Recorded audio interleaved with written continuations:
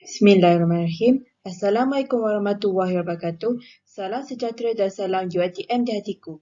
Tajuk pembincangan saya pada hari ini ialah peranan ibadah dalam melahirkan manusia yang berakhlak mulia dari grup 4. Ini merupakan ahli kumpulan kami daripada grup 4. Dan nama saya ialah Putri Nur Ailis Adriana binti Syamsul Azri dari grup 4 CTU 152 2A8. Bersedia ID 2020868146. Hari ini saya akan membentangkan topik iaitu peranan ibadah dalam melahirkan manusia yang berakhlak mulia. Ini merupakan isi kandungan di mana pertama ialah pengenalan kepada topik ini iaitu saya akan menekankan konsep ibadah dan konsep akhlak mulia. Kedua ialah bagaimana ibadah tersebut dapat disebarkan ataupun dilahirkan. Ketiga ialah kesan terhadap individu, masyarakat dan negara apabila berakhlak mulia. Dan keempat iaitu kesimpulan bagi topik ini. Pertama ialah pengenalan kepada peranan ibadah dalam melahirkan manusia yang berakhlak mulia. Ibadah merupakan aspek yang penting bagi setiap Muslim dalam usaha untuk membentuk akhlak yang mulia dalam diri setiap individu. Mengapa? Hal ini demikian kerana ibadah merupakan cara untuk seorang hamba itu berhubung dengan Allah SWT. Seorang Muslim yang melaksanakan ibadahnya dengan sempurna akan dikurniakan kebaikan kepadanya. Oleh itu, apabila sesuatu ibadah dilaksanakan, setiap umat Islam adalah dituntut untuk melaksanakannya dengan penuh ikhlas, istiqamah serta dengan azam yang kuat di samping mengerjakannya atas dasar tanggungjawab terhadap tuntutan agama. Sehubungan dengan itu, apabila seseorang itu taat pada perintah agama, maka sifat-sifat memudah iaitu sifat-sifat terpuji akan terlahir sekaligus dapat menjauhkan seseorang Muslim daripada melakukan perkara yang dimurkai oleh Allah SWT. Konsep ibadah dan akhlak mulia. Konsep ibadah itu sendiri ialah berasal daripada perkataan Arab bermaksud merendah diri, tunduk, patuh, taat, menghina diri dan memperhambakan diri kepada yang lain.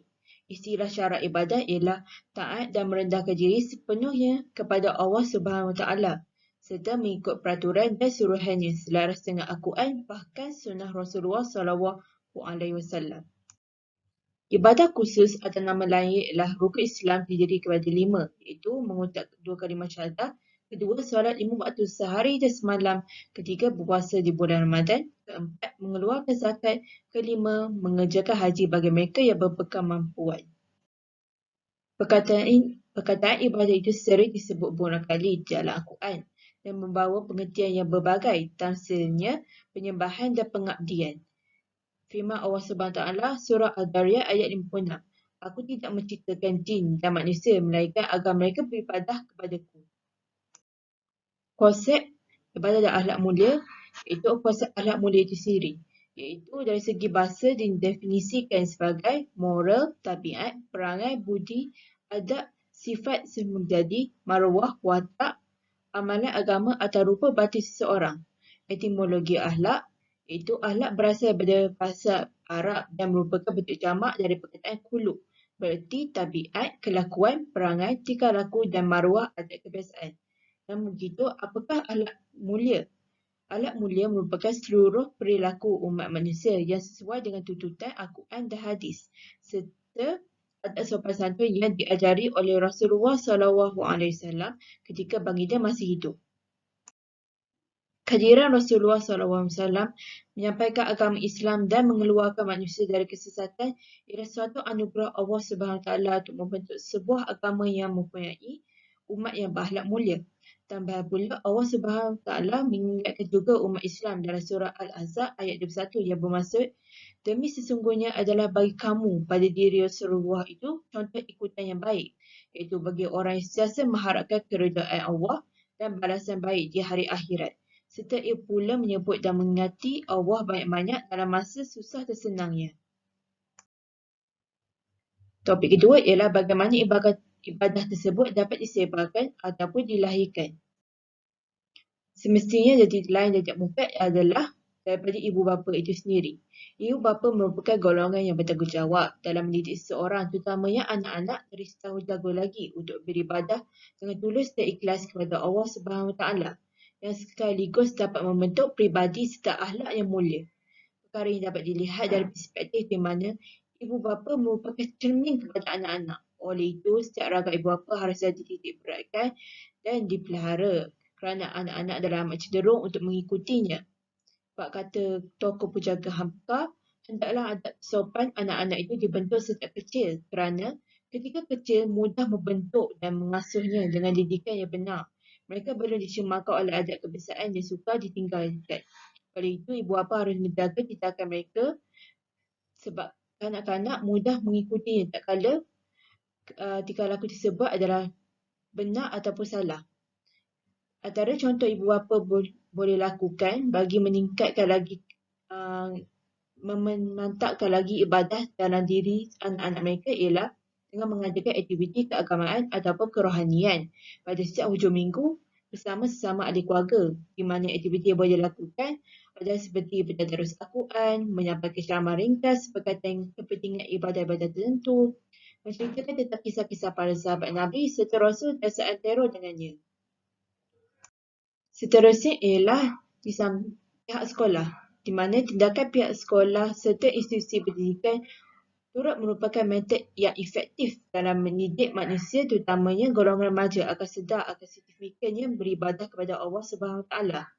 Sebagai contoh, pihak sekolah boleh melaksanakan undang-undang di mana setiap murid adalah diwajibkan untuk berakhlak mulia serta terpuji, malahan dilarang sama sekali untuk melakukan perkara-perkara mazmumah seperti mengambil barang-barang yang terlarang iaitu dadah, alkohol, pergaulan tanpa batasan, pendedahan aurat dan juga hedonisme yang melampau.